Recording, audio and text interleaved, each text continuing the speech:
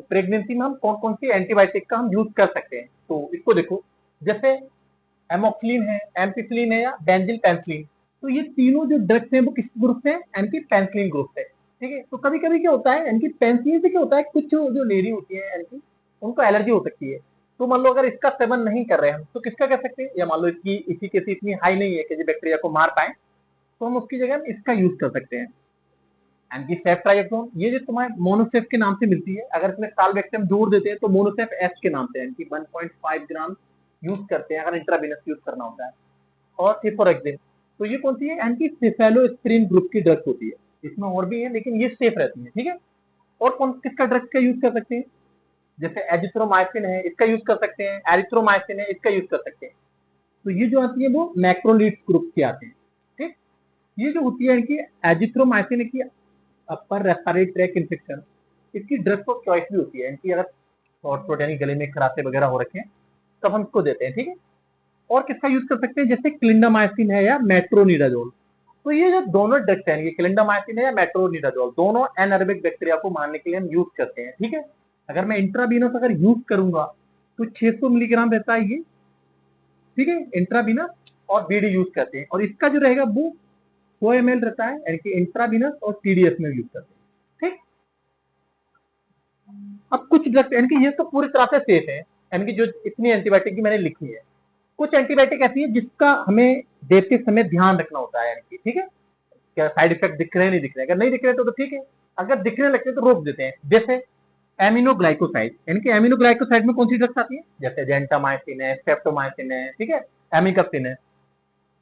तो लेकिन अगर मान लो मैं इस ड्रग्स का सेवन कराता हूँ, कोई प्रेग्नेंट लेडी है उसको, तो क्या हो सकता है, यानी कि उससे ऑटोटॉक्सिसिटी हो सकती है। जैसे तुमने देखा होगा, क्या एंटीबायोटिक का उसने सेवन किया और उसके कान से सुनाई आना बंद हो गया एकदम अचानक से, क्या सुना होगा, यानी कि उसने कोई ड्रग्स का यूज करा था और उसकी किडनी काम करना छोड़ गई। तो किसकी, यानी कि इन ड्रग्स की, यानी कि एमिनोग्लाइकोसाइड की, इसकी वजह से क्या होता है, ऑटोटॉक्सिक होता है, नेफ्रोटॉक्सिसिटी होती है। ठीक है, और इसका सेवन कर सकते हैं, यानी कि क्लोरोफेमिकोल। लेकिन अगर इसका सेवन कर रहे हैं तो इससे क्या होता है, एक प्रॉब्लम होती है, ग्रे बेबी सिंड्रोम, जो बेबी है वो ग्रे कलर का हो जाता है।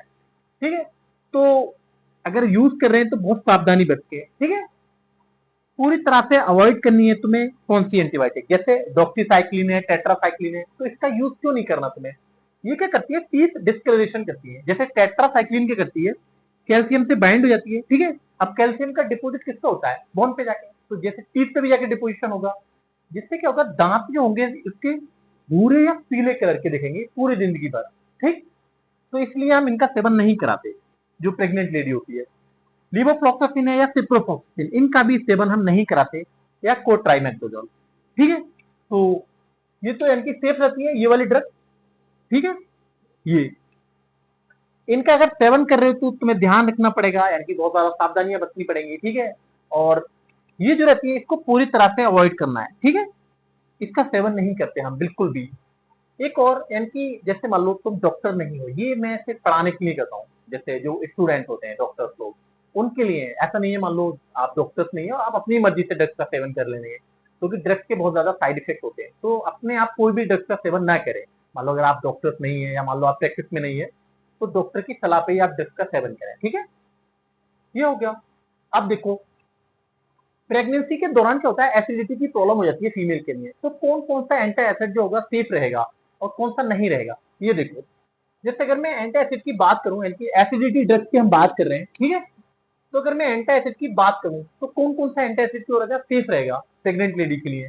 तो जैसे कैल्शियम कार्बोनेट अगर मैं देता हूं तो ये पूरी तरह से सेफ रहता है, और साथ में इससे एक फायदा और होता है, यानी कि कैल्शियम कार्बोनेट में क्या होगा, ये होता है कैल्शियम कार्बोनेट। ठीक है, तो इसमें क्या होता है, कैल्शियम होता है जो बोन की ग्रोथ के लिए बहुत ज्यादा बेनिफिशियल होता है, तो बच्चे की बोन की ग्रोथ के लिए बहुत ज्यादा फायदेमंद रहेगा। तो कैल्शियम कार्बोनेट दे सकते हैं अगर एसिडिटी की प्रॉब्लम हो रही है फीमेल को तो। और क्या दे सकते हैं, जैसे एल्युमिनियम हाइड्रोक्साइड का सेवन करा सकते हैं जो फीमेल है प्रेग्नेंट, तो सेफ रहता है। लेकिन क्या रहता है, अगर अगर लंबे समय तक आपने इसका यूज किया तो एल्युमिनियम क्या करता है, मूवमेंट को धीमा करता है इंटेस्टाइन की, तो अगर मूवमेंट धीमा हो जाएगा तो फीमेल को कॉन्स्टिपेशन की शिकायत होने लगेगी। ठीक है, तो इस बात का आपको ध्यान रखना है, और स्वास्थ्य पे डिप्रेशन हो जाएगा। ठीक है, क्योंकि ठीक, और देखो, मैग्नीशियम हाइड्रोक्साइड का हम सेवन कर सकते हैं एंटी एसिडिटी रोकने के लिए, तो ये सेफ रहता है नॉर्मल डोज में। अगर मान लो आप लेट प्रेगनेंसी में अगर हाई डोज में आप यूज कर रहे हैं, तो मैग्नीशियम का अगर आपने काम पड़ा होगा, तो इसका काम क्या होता है, मसल्स को रिलैक्स करना, तो यूट्रस को भी रिलैक्स कर सकता है। ठीक है, तो यूट्राइन अगर रिलैक्स हो जाएगा तो क्या होगा, ठीक है, प्रेगनेंसी खत्म हो जाएगी। और किसका सेवन कर सकते हैं हम, अब देखो, ये तो क्या होगा, ये तो सेफ है, यानी कि इनका सेवन हम कर सकते हैं एसिडिटी को रोकने के लिए। किस किस को हमें अवॉइड करना है इनकी एंटी एसिड में, जैसे सोडियम बाइकार्बोनेट, ये क्या है, सोडा जो रोटियों में मिला के, मतलब तुमने देखा होगा जो सोडा मिलाते हैं, ये सोडा है, तो इसका सेवन नहीं कराना है। या मैग्नीशियम ट्राइसिलिकेट, इसको एसिडिटी रोकने के लिए गांव में बहुत ज्यादा यूज करते हैं लोग। ठीक है, एक चम्मच सोडा दिया और फंकी लगा दी, अगर प्रेग्नेंट है तो बिल्कुल नहीं देना उसको। ठीक है, मैग्नीशियम ट्राइसिलिकेट का भी सेवन नहीं कराते हम। एक चीज और, अगर एंटी एसिड का आप सेवन कर रहे हैं तो किस टाइम आपको सेवन करना चाहिए, खाना खाने के 1 घंटा बाद आपको सेवन करना चाहिए, या सोने से जस्ट पहले। ठीक है, और एक चीज और, आयरन सप्लीमेंट के साथ हम इसको नहीं देते एंटी एसिड को, क्योंकि ये आयरन के एब्जॉर्प्शन को रोकता है।